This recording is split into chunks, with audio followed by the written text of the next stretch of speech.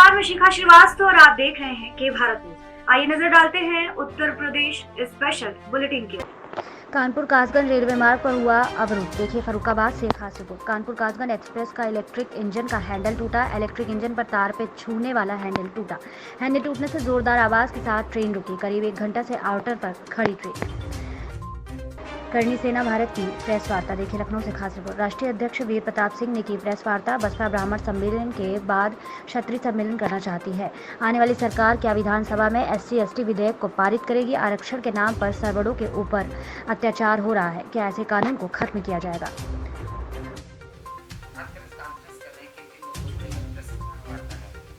देखिए, पहले तो मीडिया बंधुओं को धन्यवाद देना चाहता हूं। आज करणी सेना भारत की जो प्रेस कॉन्फ्रेंस उत्तर प्रदेश की राजधानी लखनऊ में है, जो कि 6 महीने बाद यहां पे विधानसभा का चुनाव होने वाला है।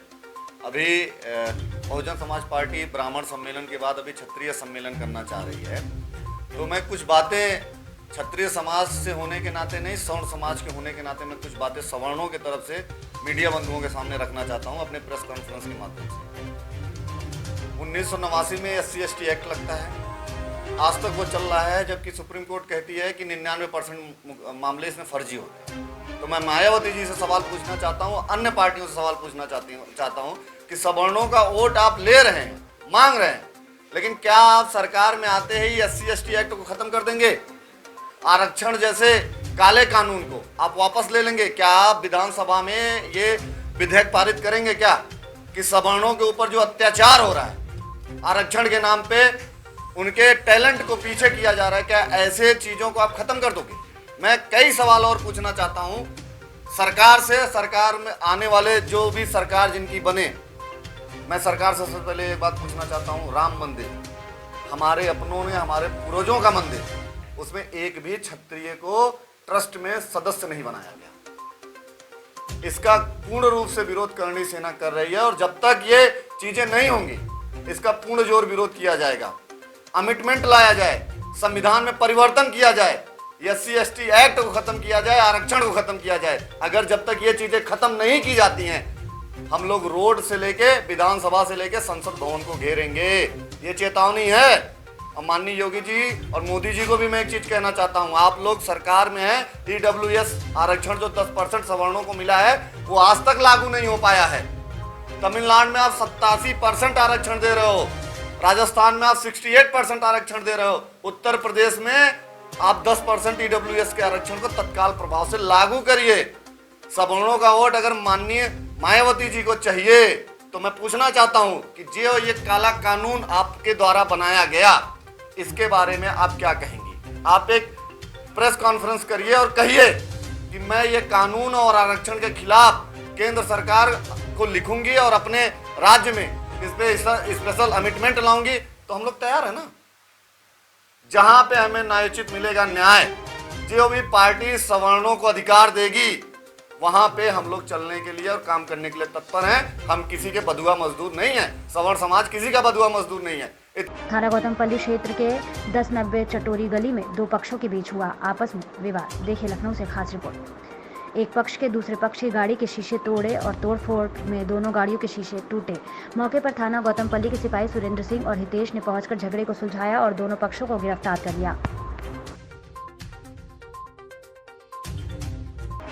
परिवार रजिस्टर की नकल के लिए ग्राम प्रधान के पास पहुंचे ग्रामीणों को प्रधान ने धक्का देकर भगाया। देखिए बुलंदशहर से प्रदीप पंडित की खास रिपोर्ट। परिवार रजिस्टर की नकल बनवाने के लिए पहुंचे ग्रामीण ने लगाया प्रधान पर थप्पड़ मारने का आरोप। परिवार रजिस्टर के कागज फेंकने और घर से भगाने का ग्रामीण युवक ने वीडियो बनाकर किया सोशल मीडिया पर वायरल।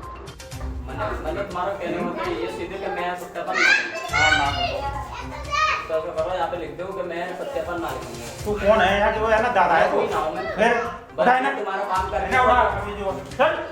जो तुम्हारा वो कर रहे हो, चल ऐसे वो करो ना। हमें काम बर्दाश्त कर रहा हूँ जो है। तेरा नौकर हूँ मैं, तेरा नौकर हूँ मैं जो है।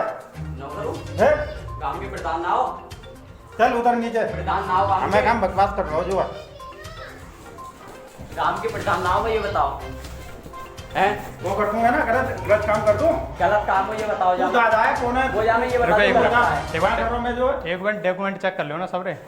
आप दोबारा बकवास कर रहा हूँ। आधार कार्ड वगैरह सब है। दादागिरी छांट रहे हैं दादागिरी छांट रहे हो। लिख दो जो है लिख दो। ले मो को लिखित में दे दो कि मतलब कि मैं सत्यापन नहीं लिखूंगा। कौन है यहाँ जो है? क्यों? उठाए ना सट हैं?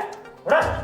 मतलब लिखोगे ना, मतलब लिखोगे ना। हाँ लिख लेना रो हैं? जो है तुम्हें डॉक्यूमेंट जहाँ में जो तुम्हें चाहिए वो डॉक्यूमेंट है। बात कर रहा हूँ जो है लिख दे। जो तुम्हें डॉक्यूमेंट जो चाहिए वो है जहाँ में। तू अधिकारी है मेरो हैं? हैं? मैं ना हूँ अधिकारी, फिर मैं अधिकारी ना हूँ तुम्हारा। लिख दो जो है मतलब है ना। मतलब कि जहाँ में जो डॉक्यूमेंट जो तुम्हें चाहिए मतलब बाई में रजिस्टर में तुम नाम चढ़ाओगे। मैं ना कर रहा हूँ इसे। सुनो एक मिनट, ना कर रहा। रजिस्टर में नाम बाई में चढ़ाइए तो वो प्रूफ हो। बात कर रहा हूँ जो है मतलब है सुन ना। तो लियो एक मिनट, मैं कह रहा हूँ जो तुम पहली बार रजिस्टर, एक मिनट सुनो हैं? चल मतलब ना करोगे। हाँ ना करूँगा। ना करो। चल उठा है।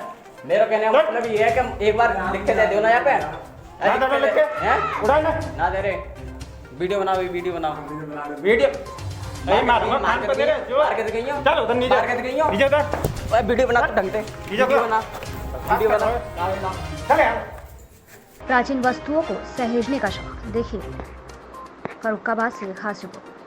जिले के पलरिया मोहल्ले के रहने वाले करीब 70 वर्ष के इतिहासकार डॉक्टर रामकृष्ण राजपूत को दुर्लभ और प्राचीन वस्तुओं को सहेजने का शौक है। करीब 50 साल पुराने शौक के चलते उनके घर अब संग्रहालय में बदल गया है। उनके संग्रहालय में न सिर्फ 1000 साल पुराने सिक्के हैं बल्कि फारसी व अरबी की हस्तलिखित पांडुलिपि और विविध दुर्लभ मूर्तियां भी मिल जाएंगी।